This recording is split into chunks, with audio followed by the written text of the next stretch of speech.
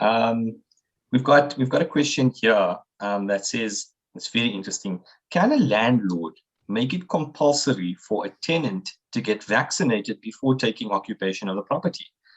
So I'm not sure if you wanna run with this one, or Bruno. How do you feel? Cilna. I don't hear what Bruno says. I'm going to enjoy this. I'm so sad my tea is finished. Oh, wow. Okay. All right. So that's completely out of the blue. So, all right, I'm going to go off the cuff and say I can't see how it would be allowable. Yeah. So I'm leaning towards the negative, almost like at 90% here.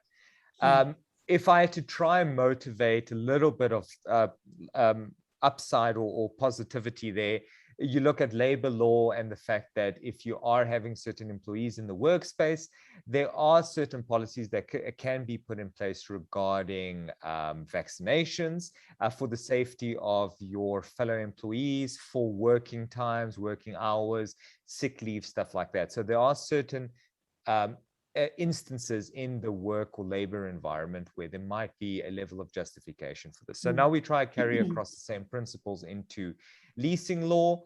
If it's just a unit and it's just you, no interaction with anyone else, no chance that that's going to happen, right? Because there's no logical justification for it. You're alone, you're alone. If you start looking at communes, for example, which is on the other end, where people are sharing very, very close spaces, could be a different story, because that does mimic the work environment.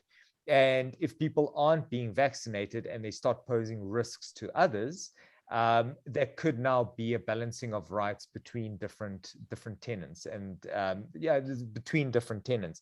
It's difficult to imagine how one would go about enforcing this, though, because yeah, sure, because the lease agreement has already been signed. So this would almost be some unilateral act after the fact to say, we're changing our parameters. We also need you to be vaccinated.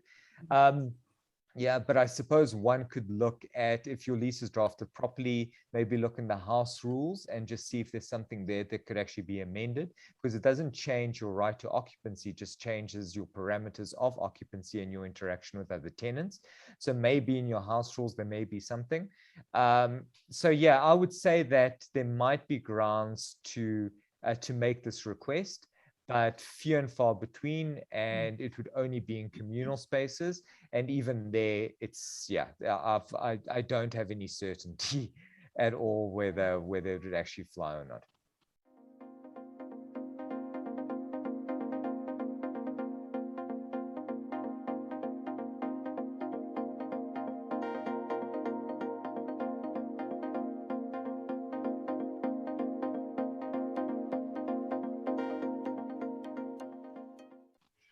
I like your take, because my immediate answer would be no.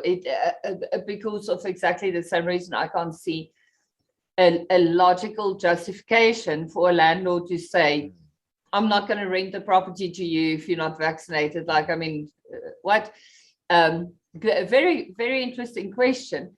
And I didn't even think of the commune living, but I like the way you've made it, sort of linked it up to labor law. I think that was very clever. So I'm definitely with you. I can't see that you would be able to make that compulsory as a landlord, but I agree with you, as with any other principle in law. You have a set of answers, and then there's like this one little outlier situation. Good conversations to have. But Cilna, just out of curiosity, because now I'm thinking, let's say that there was pure justification for it. Like things got so intense that if you're not vaccinated, you're a risk to everyone, right? Yes. What I'm just thinking now, how do you try and implement a policy like that starts delving into like bodily integrity without having it even in the lease agreement to begin with? So now it's after, because I get if it's a new lease, you can maybe say, look, I'm not discriminating against you, but I only lease to people that have been vaccinated. So sorry, right? That I can live with. Yeah. But if the person's living there, they're paying their rent, they've signed a lease, has nothing to do with vaccinations, they still have 10 months left on their lease, and now you go and say, look, new rule, Where exactly is this new rule? How? And because it's so serious, where you start touching on bodily integrity, it's not just about like, oh, don't keep your milk in that fridge, or write your name, write your name on the milk. This is like, go and do something that you might morally be against, or maybe you think 5G is the cause of everything. So how would you actually go about enforcing it? I can't see that you can, Bruno. I think the only way it could be enforced is if it is legislated or by regulation. Say, let's take mask wearing as a very light example of this. It is sort of bodily integrity on the mask wearing. So on a very light version of the conversation, you wouldn't be able to make mask wearing compulsory if your lease agreement doesn't allow for that. But the regulations come in and makes it compulsory, which means in any commune or any other situation, you can say, if you are not wearing your mask, you're not just in contravention of our house rules, you're in contravention genade, of the law. In any emergencies, just switch to Afrikaans. So I think that's, unless it's actually legislated and compulsory in terms of national legislation, I can't see that would be enforceable. I mean, even in the workplace, as much as it could be a situation where you have sort of procedures and protocol that you have to follow. Even well, my dog just joined us. So isn't she cute? This is Amber, everybody. I knew it's going to happen someday, but it's been more than a year. It's the first time. But so I can't see that it could be compulsory to the point where, in the case of workplace, for instance, if you have a constitutional issue in the sense of religion or bodily integrity or whatever the case might be, or your doctor says you're not allowed to get vaccinated, even in that case, where we sit now, your employer can't compel you to get vaccinated. So it's a very, I think it would be a very long shot, Bruno, my opinion, to make it compulsory in renting.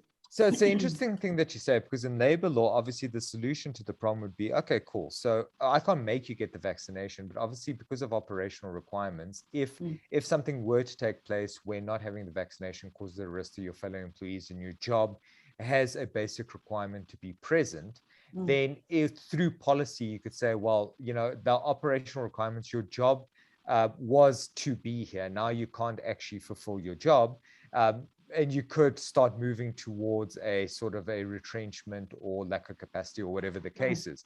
So I suppose the answer then with tenants or landlords is, now that we're in this space, we don't know what's happening. Every year we feel like things are improving, COVID's going away, and then it comes back, and we don't actually know what's up and coming. Maybe the suggestion would be take it one step further, start thinking ahead. How would one actually cater for scenarios where you become unsafe to other tenants? Would you be entitled to implement certain rules to say, if you choose not to get vaccinated, I can give you notice? So I can't make you go get the jab, but I'm entitled to give you notice, or something along those lines. It obviously needs more thought, but it's worth thinking about, especially if you have communes and something happens and now all of a sudden people start fighting inside the commune, or everyone starts getting sick and somebody dies. Might not be a bad idea to start, think one step ahead. Oh, that's an interesting conversation that you guys are having. Look, this may be a silly question, but we were speaking about after the fact, so after you've entered into the lease agreement and then you tried to implement the whole vaccine. But now beforehand, let's say, for instance, I've got a tenant, prospective, comes in, views the property and says, really like it. And then I say to them, well, you've got to be vaccinated to live here. And they're like, well, that's discrimination. I don't need to be vaccinated to go anywhere. I just don't believe in it. I know you guys have touched on this briefly, but could I, as the landlord, then deny somebody? And what am I like? Do I run the risk of then eventually someone saying, well, they're discriminating against me, and I don't know, try to sue me, or I don't know, kick me in the shins or something? But I mean, what happens in that situation? I must say, my opinion is it would be unfair discrimination.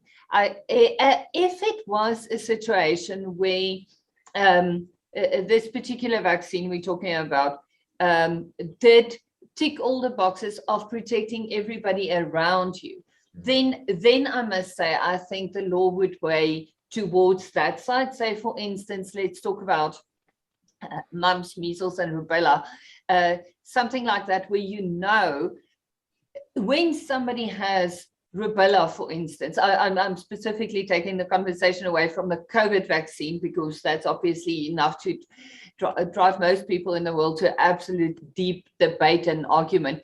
But let's say rubella, for instance. And, you know, if you've been vaccinated, you can't get the virus and you can't spread it to other people.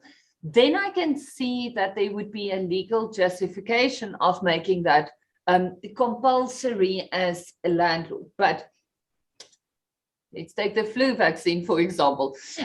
You can still get flu. I'm one of those that get the flu vaccine annually, and still I do get flu every now and again, and then I'm just sick for 2 days, and that's why I get the flu vaccine. I hate being sick for 2 weeks. So, but I can still get it and I can still pass it on. So unless it's a type of thing that can really protect other people instead of you, I can see legal justification. But my opinion, and this is my opinion, I always say, I'll say if something is my opinion.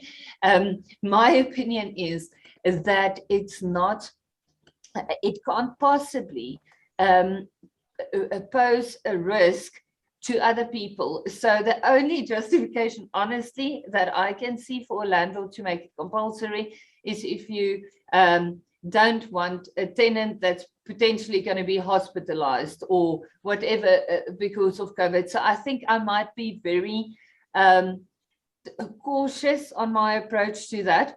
But I think on something as unfamiliar or as familiar as, for instance, let's take flu. We've all had flu. We've all had the flu vaccine or not, whatever the case might be.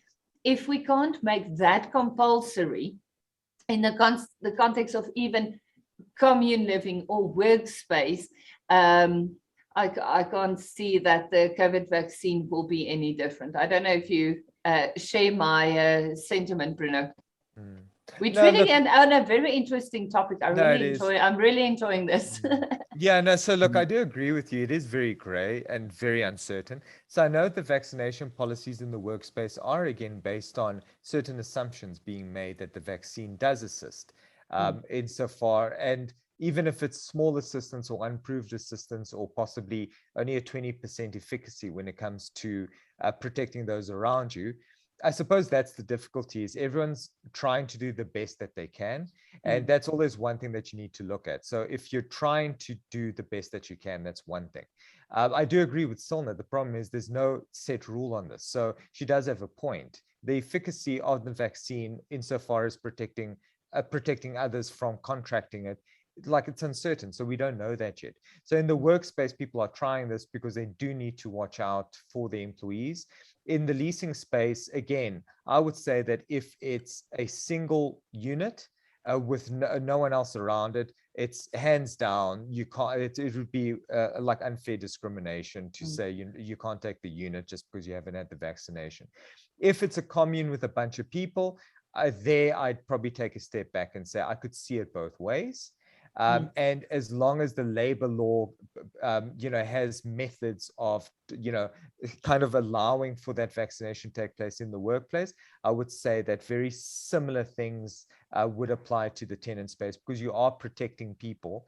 And very often, there's an assumption that a landlord has better bargaining power than a tenant, and there's a responsibility. And if you have multiple tenants, the problem is these guys have nowhere to go, and it's your job to kind of actually take care of all of them and make sure that they coexist well. So you almost step into an employer role, and this isn't like legally sound advice. This is more like just an analogy on how I sometimes see the relationships. So I would keep a very open mind about how to approach that and what you'd be allowed to do and what you wouldn't be allowed to do. And Chris, in your situation, when you're doing it up front, if you could justify a rational reason for doing it, you could probably get away with it. Oh, that was such an interesting conversation. And obviously we spoke about rubella, smallpox, flu, Measles. COVID, measles. So for somebody who just joined this this a law now, conversation? it is the Property Law Alliance and not the medical the medical alliance. But such an interesting conversation, guys. And as always, thank you so much for your insights and your knowledge that you share with us and the viewers. About law, guys, not medicine. Yeah, about law.